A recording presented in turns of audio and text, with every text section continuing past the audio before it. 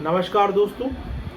और आजकल देखा जा रहा है दोस्तों कि कोविड-19 यानी कोरोना वायरस के कारण भारतवासी बहुत ज़्यादा डरे हुए हैं। इसके कारण मैं आपको कुछ इसमें नॉलेज इस प्रकार देना चाह रहा हूँ कि आपको कब समझ में आएगा कि आप कोरोना से इन्फेक्टेड हो सकते हैं। चूँकि मैं अभी रिसेंटली ही यहाँ एक सीएमई हमारे यहाँ जो हमें सीएमई में बताया है उसके अकॉर्डिंग मैं आपको जानकारी दे रहा हूँ ताकि आप इससे डरे ना और इसका सामना करें। हमारी सरकार ने भी बहुत अच्छा स्टेप इसकी तरफ उठा लिया है जो है लॉकडाउन 21 दिन के लिए। अगर हम इसको अच्छे तरीके से फॉलो करते हैं तो निश्चित ही हमें अच्छे परिणाम मिलेंगे। और ये मैं पूर्णतः बता देता हूँ कि हम इसका पूरी तरीके से इसको ओवरकम कर लेंगे। कोरोना वायरस जो कि बहुत ही भयंकर है, इसके रिजल्ट जो अन्य देशों में देखे जा रहे हैं वो वाकई में बहुत ही आश्चर्यजनक हैं। इस कारण तो मैं आपको थोड़ी इसमें जानकारी दे देता हूँ जो हमने अभी रिसेंटली सीएमई में पढ़ा है। और मैं आपको ये भी बता देना चाहता हूँ कि ये कोई कंफर्म भी नहीं है, क्योंकि काफ़ी सारे पेशेंट और काफ़ी सारे लोग इस समय आ रहे हैं। छोटी छोटी सी कंप्लेन भी अगर उनको होती है तो उन्हें डर लगता है कि कहीं उनको कोरोना तो नहीं हो गया। इस कारण से वो हॉस्पिटल भाग रहे हैं। और इस कारण से अगर कहीं वो किसी पेशेंट से जो कि ऑलरेडी कोरोना से इन्फेक्टेड है उसके संपर्क में आता है, जैसे इसके सिम्टम तो वही खास हैं, मतलब जो मिलते जुलते फ्लू होता है उस वैसे ही सिम्टम होते हैं। उसी को मैं आपको डिस्टिंग्विश करके अभी बताने वाला हूँ कि कैसे हमें लग सकता है कि ये कोरोना है। क्योंकि इसकी गाइडलाइन हर मिनट हर सेकंड चेंज होती जा रही है, इसलिए कंफर्म कुछ नहीं बता सकता हूँ मैं कि यही होगा, परंतु जो मैंने अभी पढ़ा है उस हिसाब से मैं आपको बता रहा हूँ। तो दोस्तों, कोविड-19 और कॉमन कोल्ड या फ्लू में या एलर्जीज में हम कैसे डिस्टिंग्विश करेंगे कि हमें कोरोना वायरस हो सकता है।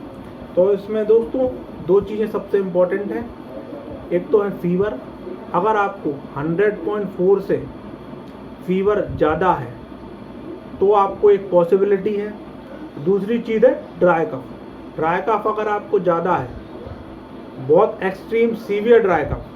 तीसरा, नो रनिंग नोज, मतलब दोस्तों इसमें कोई भी रनिंग नोज नहीं होती, नाक जो बहती है कॉमन कोल्ड। अगर नाक से पानी बह रहा है तो मतलब डरने की कोई प्रकार की ज़रूरत नहीं है। इसका मतलब है कि आपको कॉमन कोल्ड है। ये जो अभी रिसेंटली गाइडलाइन मिली है उसके हिसाब से बता रहा हूँ मैं आपको। तो एक तो हो गया फीवर जो कि 100.4 से ज़्यादा होना चाहिए। दूसरा है dry cough, severe dry cough जो उसमें बहुत कॉमन होता है। और तीसरा है नो रनिंग नोज, मतलब रनिंग नोज नहीं मिलने वाली। और फिर जो फ्लू वाले सिम्टम है वही होंगे, जैसे शॉर्टनेस ऑफ ब्रेथ, ये भी बहुत ज़्यादा कॉमन है। अगर कोरोना का पेशेंट है तो शॉर्टनेस ऑफ ब्रेथ मिलेगी, चांसेस हैं। सीवियर निमोनिया, इसके बाद हेड एक, बॉडी एक तो मिलेगा ही, और सोर थ्रोट, इनके कम चांस होते हैं। इसके बाद अगर आ जाए तो दोस्तों हम जो फ्लू, अब इसको एक कॉमन फ्लू से अपन कैसे अंतर करेंगे कि डिफरेंशिएट कैसे करेंगे, इसको हम देखते हैं कि जो कॉमन जो फ्लू होता है उसमें भी फीवर और ड्राई कफ कॉमन है, मिलता है, और शॉर्टनेस ऑफ ब्रेथ नहीं मिलेगी। आप समझ रहे हैं, सांस लेने में दिक्कत की कंप्लेन फ्लू में नहीं मिलती है। जनरली बॉडी एक सोर थ्रोट तो उसमें भी होता है, तो अगर सांस लेने की कंप्लेन उससे अलग हो जाती है। फीवर भी हो सकता है कि आपको थोड़ा कंट्रोल लेवल में भी। इसके बाद जो कॉमन कोल्ड है वो थोड़ा अलग हो जाता है। ये फ्लू का बताया था मैंने आपको पहले कि फ्लू और कोविड-19 को कैसे डिस्टिंग्विश करेंगे। अब आप आ जाइए कॉमन कोल्ड को कैसे करेंगे।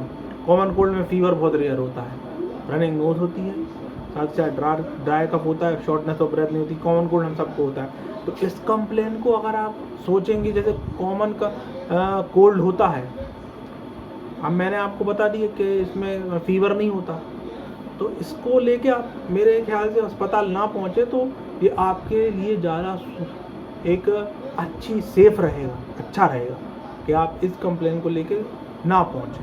साथ में एलर्जिक आ जाओ, एलर्जी से भी कई प्रकार के सिम्टम हो सकते हैं। तो एलर्जिक सिम्टम कौन से होते हैं, उनको हम कैसे डिस्टिंग्विश करेंगे? एलर्जी में क्या होता है दोस्तों, फीवर बहुत ज़्यादा, समटाइम्स मतलब अपने को कोविड-19 बहुत ज़्यादा मिलता है 100.4 से ज़्यादा।